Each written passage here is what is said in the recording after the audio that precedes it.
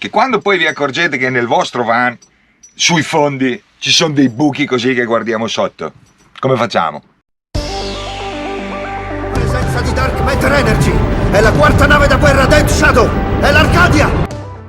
Buongiorno viaggiatori e bentornati sul canale. Per chi non mi conosce, io sono Alessandro e questa è l'Arcadia. Per prima cosa ragazzi vi invito a iscrivervi al canale, una cosa semplicissima, un piccolo tasto, per me è una grande soddisfazione per poter meglio condividere tutti i miei contenuti. Torniamo all'argomento di oggi ragazzi, che è un po' controverso e a volte sembra anche un pochino così, di botta, però è giusto parlarne. Intanto sfattiamo subito un mito. Molte volte mi dicono giustamente tu odi i van. No, io non odio i van, per me i van sono dei mezzi fantastici. La cosa importante è, come al solito, che assolvano alle vostre esigenze. Quindi se io decido di comprare un mezzo ricreazionale, mettiamo il van dentro dove doveva stare, un mezzo ricreazionale che sia un mansardato, un van, un semi-integrale, un motorhome o che dir ci voglia, chiaramente devo aver valutato quali sono le mie esigenze, qual è il mezzo migliore che le assolve. Perfetto, detto questo, attenzione ragazzi a una cosa. Quando vi dico il titolone, chiaramente il camper meglio del van, vado a spiegarvi il camper meglio del van quando io compro qualcosa a basso prezzo, quindi entriamo nell'ambito del mio canale, quindi low cost, per andare a ripararlo, ripristinarlo e rimetterlo in strada a seconda delle mie esigenze, magari leggermente modificato. Perfetto. Ragazzi, lavorare su un camper dove ci sono pareti con listelli in legno, alluminio, vetroresina, cose del genere, è decisamente molto più semplice che andare a lavorare su un van, ok? Ma perché? Vado a spiegarmi. Il problema dei van è che non sono veicoli, quindi non sono esenti da problematiche molto importanti quali la ruggine, corrosione, piccoli sinistri, piccole botte che possono aver anche compromesso in maniera abbastanza importante la parte che è la scocca portante, quindi il telaio del nostro van. Quando noi andiamo a ragionare su un van, e attenzione, quando noi pensiamo a van vecchi, io sto cicillando con le chiavi, aspetta un attimo come le tolgo, se no alla fine va a finire, non si capisce più niente, scusate, San Pietro con queste chiavi, non fa niente. Allora, quando noi andiamo a valutare l'acquisto ad esempio di un van, va veramente valutato molto bene sia l'interno che l'esterno, ma soprattutto bisogna porre molta attenzione per quanto riguarda i fondi, i longheroni, tutti gli scatolati, perché lì si annida purtroppo l'ossidazione, la ruggine. Quando comincia a lavorare e io me ne accorgo esternamente è tardi, vuol dire che dentro abbiamo già delle problematiche diverse.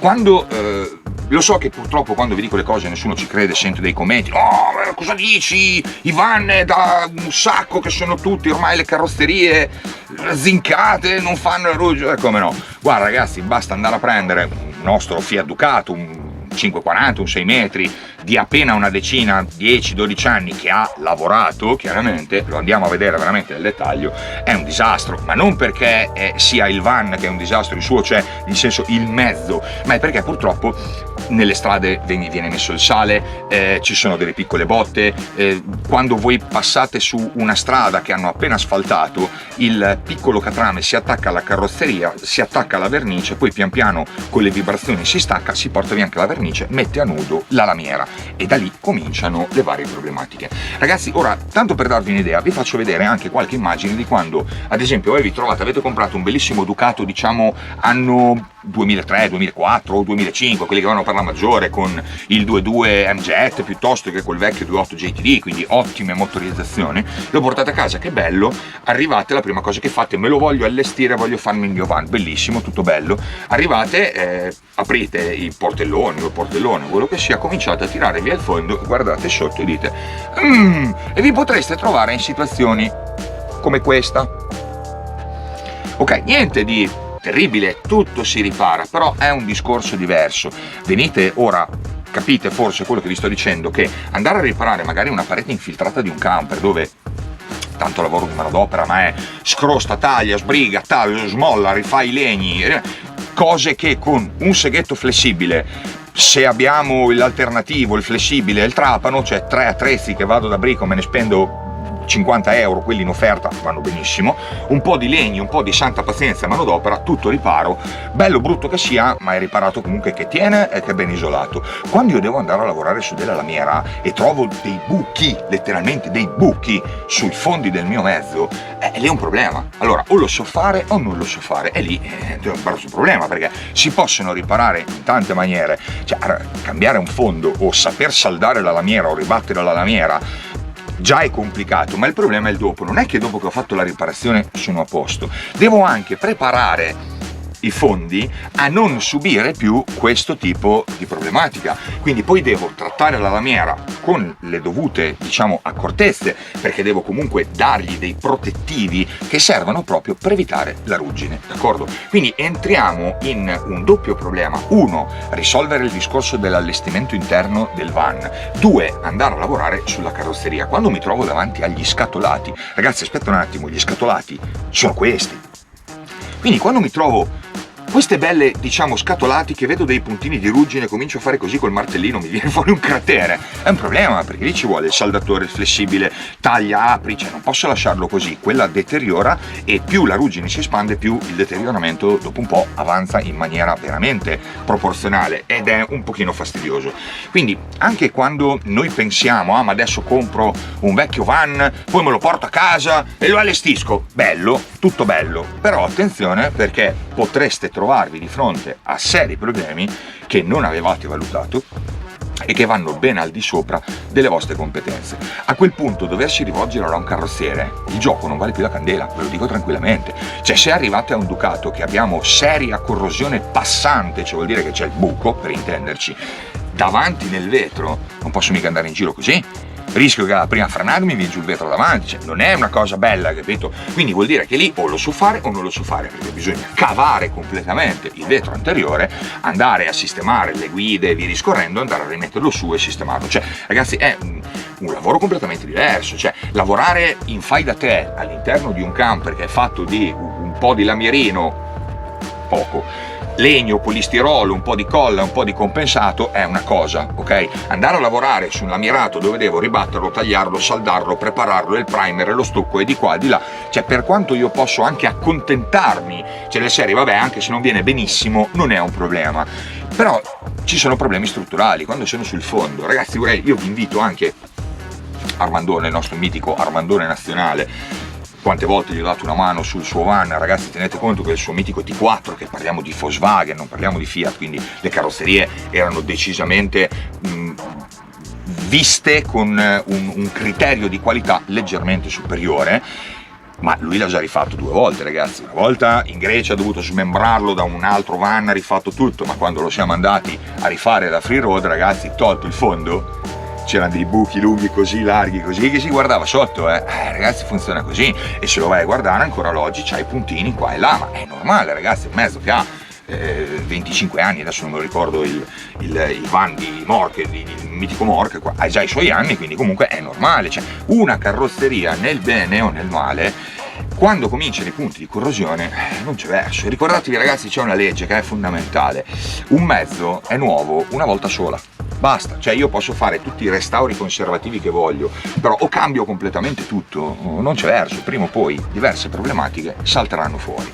Quindi ecco perché quando vi dico occhio, a volte se la vostra idea è spendo pochino, compro un mezzo da 4, 5, 6, 7 mila euro e poi me lo porto a casa e me lo sistemo, ragazzi, è molto più semplice andare a sistemare un camper che andare a sistemare un van, d'accordo? Perché andare a sistemare un van vuol dire molte volte trovarsi a lottare con problemi molto al di sopra delle nostre competenze. Io stesso, per darti un'idea, nonostante qualcosina un pochino ci mastico, diciamo, io con i lamierati cerco di andarci veramente calmo, perché so che comunque sono problematiche, avendo restaurato tantissime macchine, dalla mia vecchia Fiat 500 a tante altre, una 112 Abarth e via discorrendo. Ragazzi, è un disastro. Uno deve trovare i fondi, poi i fondi sono termopunzati, non so come cacchio si dice, cioè quando gli danno i punti di saldatura, fresa di qua, taglia di là, adatta, salda, poi vanno tutti per te. Cioè, ragazzi, è impegnativo, hanno costi completamente diversi, e se a un certo punto mi accorgo che siamo fuori decisamente dalla mia competenza, mi devo fermare e rivolgermi o all'amico carrozzaio o al carrozzaio stesso, e non vi spiego i costi. Ecco, ragazzi, quello che volevo dirvi: Il van è un ottimo mezzo, così come lo è il camper, così come lo è un mansardato, un motorhome, un semi-integrale. Cioè, il van fa parte dei veicoli ricreazionali. Non riesco a capire questa osannazione, adesso non lo so, basta scrivere che allestisci un van, va tutto bene. Io è l'unico mezzo che proprio non tocco, perché non si confà alle mie esigenze attuali. Magari fra 2 anni sarà divertentissimo perché ho altre esigenze, l'equipaggio si è ridotto oppure ho voglia di fare altre cose e mi piacerà fare un van. Al momento l'Arcadia, ragazzi, è tanta roba, e nel bene o nel male, nei suoi 5,80 m, quindi molte volte più corto dei vostri fantastici van, dove leggo, sento cose, dove vado io col van, poi col camper, ve lo sognate. Vabbè, ragazzi, ognuno avrà le sue cose, non riesco a capire dov'è che uno possa andare col van che non ci va con altri mezzi, però va bene così. Detto questo, non entro nel merito dei discorsi diversi, il van è meglio per questo, sono veicoli diversi, cioè mettetevi in testa questa cosa: un van, un semi-integrale, un motorhome sono tutti dei veicoli ricreazionali e ognuno di questi ha delle prerogative e delle specifiche precise.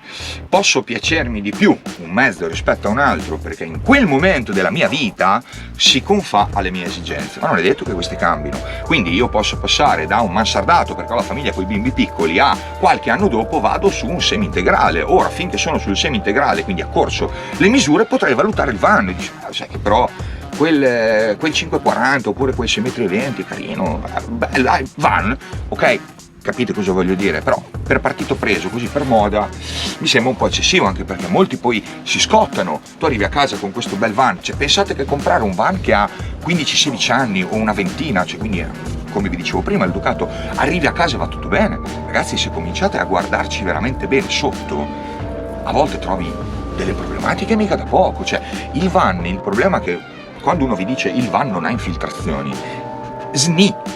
non ha infiltrazioni nel senso più puro del termine, cioè nel senso, quando il camper ha il problema dell'infiltrazione, io so che ho una parete, che palle, che me la devo rifare perché si è infiltrata dell'acqua, va bene.